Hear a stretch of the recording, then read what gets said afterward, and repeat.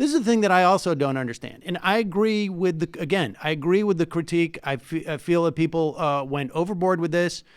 I'm not surprised certain politicians leveraged it.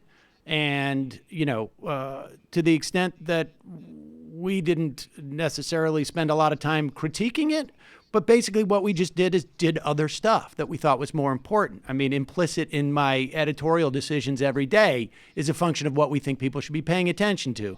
But what are the stakes from your perspective? Because, one of the things, you cited Matt Taibbi's piece about it being like weapons of mass destruction. And I get I think it's a bad analogy. And I get the idea that this was that people perceive it as a big hoax, or that they were carrying water, or that it was a conspiracy theory. But it seems to me the import of a hoax and whatnot is the stakes that's involved here. And because I don't see really, there's marginal implications to this investigation, to Adam Schiff, hyping it, and to maybe Rachel Maddow dedicating too much of her show to it. But I don't really see what the massive stakes are that seem to be there. Okay, so I'll give you my view of that. The Bulletin of Atomic Scientists has this doomsday clock that is measuring how close humanity is to apocalyptic catastrophe, basically the destruction of the planet, and has had this clock since the end of World War II. And that clock is currently at 2 minutes before midnight, midnight being the destruction of the Earth and humanity as a species, which is the most acute rating it's given to humanity since 1953, when the US and the Soviet Union came very, very close to nuclear annihilation. And in its report explaining why it's at 2 minutes before midnight, it lists two principal reasons, one of which is apocalyptic climate scenarios, the other of which is the threat of nuclear war between the United States and Russia. So the US and Russia, even though the Soviet Union fell and the Cold War sort of is over, although I think it's been revitalized over the last 3 years, continue to have thousands of intercontinental ballistic missiles with nuclear tips pointed at one another's cities. And so when you create this kind of narrative that Russia is our enemy, something that President Obama, to his great credit, and I credited him contemporaneously, was desperate to avoid. He was desperate to avoid provoking the Kremlin, putting the U.S. in a position where it was geopolitically adverse to the Kremlin. When you create this narrative that the Russians are our enemy, that speaking to Russia is evidence of some sort of sinister motives, I think it's an extremely dangerous and reckless thing to do. And then the other part of it is, I think that there has been this revitalization on the part of a huge number of people who are paying attention to politics for the first time because of fear of Trump, of putting faith in these institutions that the left had finally successfully convinced people in the wake of the Iraq War to start distrusting, like the CIA, like the FBI, like the NSA, like the military. I think there's been this very kind of jingoistic, pro-military, pro-security state ethos, neocons being integrated into MSNBC, into the liberal kind of fabric that I also think is independently damaging from a domestic political perspective. Okay, first off, in terms of like the atomic clock thing, from 2018, the first 3 paragraphs of the "it's now 2 minutes to midnight" assessment talk about North Korea. That's from 2018. In 2017, it mentions the United States and Russia, but then climate change comes in, and they also include in that first paragraph Pakistan and India. And in 2016, I think it's, there is, in 2016, it is the same, and 2015, it's the same in terms of like, there's no change. 2016 was more climate change, of course. But the amount of change that we're talking about in that 30 seconds is a function of North Korea. And so, which of course has nothing to do with this. And I agree with so that to me seems, I think, a dubious impact from this. I'm looking at polling from where the American public looks at Russia. And there's no doubt that there's been, it's more in the popular culture. Maybe Saturday Night Live is talking about it. But the polling shows no difference between 2015 and 2017 or 2018, 19 between your overall opinion of Russia. 70% were unfavorable in February of 2015, and 73% in February of 2019. And that's within the margin of error, that change. Same with like in terms of whether they're a danger. Like the atomic clock thing, I think it's a non-starter. I mean, maybe there could be some element. Sam, let me just address a couple of things. Let me address the other one. Go ahead. The other one about the institutions. MSNBC was tacking to the right before Donald Trump won in anticipation of Hillary Clinton winning. This is public knowledge. They've almost every contributor that they've hired over the past couple of years has either been at this point a prosecutor, former prosecutor, and I agree, Right. and or a Republican. And I think it's a shame. Believe me, I think it's a shame. But MSNBC is not an important pillar of our society. So I think there are legitimate critiques, but I think they're overblown, frankly. I mean, I just don't see the fallout from this. And it's not like Russia didn't do what, and you and I agree, I think that it was probably not as significant as people make it out to be. But that part of it is not even a function of whether Donald Trump colluded with it or not. Right. So, right. So, I mean, right. So, I do think that the kind of disproportionate treatment of this kind of like Russia interfered in our sacred democracy rhetoric is misleading and dangerous, because not only have these two countries done it to other countries far worse forever, but even to one another, right? Like the U.S. boasted of helping Boris Yeltsin. Even better, let's say that that's very problematic, and let's us not do it. Right. I'm willing to leverage that as that's a bad thing to do. So therefore, we should not be involved in any way in what's going on in Venezuela. Right. I'm right. Well, but let's look at this, because this issue about the state of U.S.-Russian relations, and I've reported a lot on the Bulletin of Atomic Science report. I don't have it in front of me. I think that we have some differences about the extent to which they're emphasizing the dangers of nuclear war between those two countries. Obviously, in 2018, when Kim Jong-un and Donald Trump were threatening to annihilate one another on Twitter, that became something that got the attention of the Bulletin of Atomic Scientists. But throughout that report, there's a constant reference to the U.S. and Russia, because under the Trump administration, contrary to the prevailing wisdom, there has been a far greater proliferation of belligerence and confrontation with Russia in really dangerous ways. So you look, for example, I think one of the most disturbing examples is the question of sending lethal arms to Ukraine, probably the most important country geopolitically to Russia. In 2015, 2016, you can Google this, Democrats and Republicans were demanding that Obama send lethal arms to Ukrainians to fight against the Russians. And he said, "Are you out of your mind? Why would we risk provocation with Russia over a country that's of immediate interest to them, but not to us?" So Obama refused. The Trump administration sent lethal arms to the Ukrainians. The Trump administration is currently in the process of trying to destabilize and remove from power a really important leader of a very important geopolitical country, or an oil-rich country that is a longtime ally of the Kremlin, which is the Maduro regime, while the Russian military is on the ground trying to defend the Maduro government from being removed.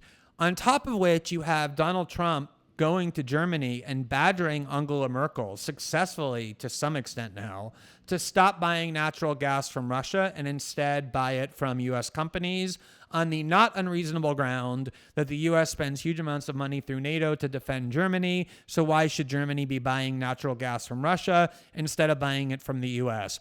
An incredibly threatening thing to do to the Kremlin, because if Europe stopped buying natural gas from Russia, it would probably tank the entire Russian economy. So you see the U.S. and Russia, There's a huge naval buildup in the Black Sea. The Americans confronted Russia for the first time in the Japan Sea since 1987.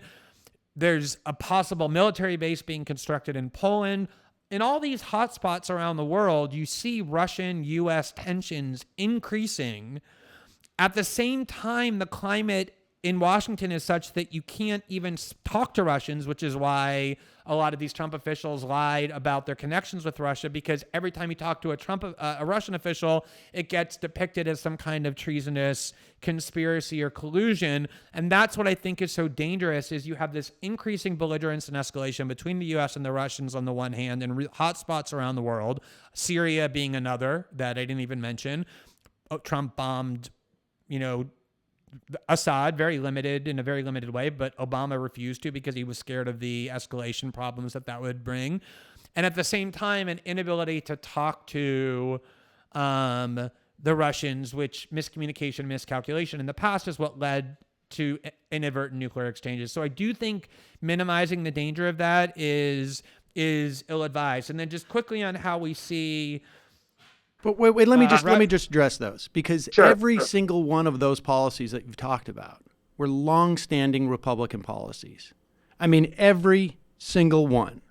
And whether it was Chavez or Maduro, buying gas from the U.S. is a function of, all you need to do is look at some of Donald Trump's biggest supporters, the same ones who put, every head of EPA in there. They all want this. They wanted this from day one. They basically built there's a reason why he built his first version, Trump Cabinet V1 was basically just full of oil executives and generals. And so the idea of, all of these things are completely consistent with long-term Republican agendas. And totally. to the point where when Manafort probably, I don't know if we know, was so insistent on changing the Republican platform, that's why all the lights went on, started flashing, because... And it was specifically about that provision about not selling lethal weapons to Crimea. That's why it was such a big deal, that it was such a divergence from standard issue Republican policy that it I know, but Sam, Donald Trump himself is a huge divergence from standard Republican ideology. He ran against the Iraq War, even though... Well, I know what he did in the election, but I don't... What has he done that has been divergent from Republican orthodoxy since he's been in office? Calling for cuts in Medicare. He just had massive tax cuts. No, domestically, he's a full, I agree. This is one of the things that I think is true about the Trump presidency, and I actually said this last week, is that you have kind of his freakish circus tweeting that obviously is wildly out of the range of normalcy for how presidents speak and conduct themselves, and the stuff he says is campaign rallies. And then you have over here kind of the actual governance. And the governance itself is, I think, well within the range of standard Republican orthodoxy. I agree with that entirely. I was just simply saying that Republican orthodoxy, and by the way, Democratic orthodoxy, remember Obama's refusal to act against Russia and Ukraine, to bomb Assad, was wildly criticized by the whole bipartisan foreign policy class in Washington. They thought Obama was appeasing Putin constantly. So I agree. I think I agree totally with you that the Trump administration has been belligerent toward Russia in a way that Republican orthodoxy has long called for, which is why I have been so contemptuous of the idea that Donald Trump is this Russian asset sitting in the White House forcing the United States to act in Russian interest, when in fact American policy over and over and over and over again has been directly contrary to and threatening to vital Russian interests, not ancillary Russian interests, but vital Russian interests. I think there's an argument that the sanctions relief, which he certainly pursued, which is basically just putting money in people's pockets at the end of the day, that is a pretty big incentive. For him following all the Republican orthodoxy and the this national security establishment orthodoxy, you do have things like we're going to burn the translator records, or we're not going to take any records of this meeting between these two heads of these two states. I mean, that's the only unorthodox thing he's doing. And that's a very, I can understand why people would be like, wow, that's a very strange thing to do. And what's behind that? I mean, that's fairly intriguing, right? I mean, we're going to have record of it. You can look at it, right? You can look at it that way, or you can, or you can look. What the Trump people say is, every time Trump talks to the Russians, it ends up leaking, because people in the CIA or people in the FBI who wanted to pick Trump as a Russian stooge, which is going on since the campaign, end up leaking what he says to Putin. And you can't have frank relations between leaders if both of them think that what they end up saying to one another is going to end up being leaked. And so taking precautions to make sure that those conversations aren't leaked doesn't seem like an entirely sinister thing, to me at least, to do. I mean, that seems like a fairly rational thing. But let me just address the second part about public perceptions of both Russia and the FBI. I think that if you look at overall polling, you're right that if you compare 2015 polling about how Russia is perceived or the FBI is perceived to 2019 polling about how Russia or the FBI is perceived, or for that matter, WikiLeaks, it kind of stays the same.